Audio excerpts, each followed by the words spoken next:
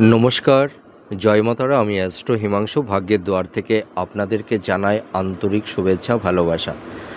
আজকের বিষয় হচ্ছে, যে সমস্ত মহিলাদের কপালের ডান পাশে যদি এখানে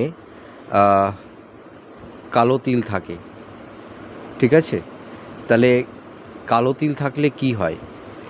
এই সব মহিলারা ভীষণ সৌভাগ্যবতী হয়। এরা জীবনে নাম যশ খ্যাতি অর্জন করে থাকে, কিন্তু দেখা যায় যে এরা ব্যয়টা বেশি করে থাকে, ঠিক আছে।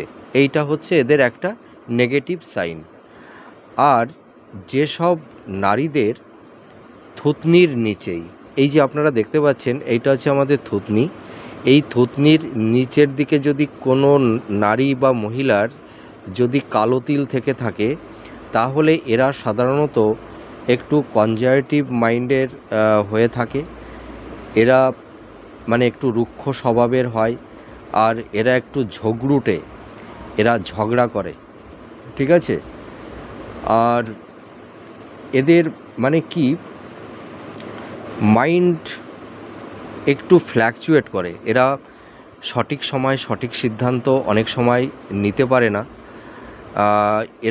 এদের মধ্যে চাওয়া পাওয়া, মানে আশা আকাঙ্ক্ষা একটু তীব্র থেকে তীব্রতর হয়ে থাকে, যার কারণে দেখা যায় এদের অনেক সময় অভাব, মানে অভিযোগ অনুযোগ এইগুলো তৈরি করে দেয়।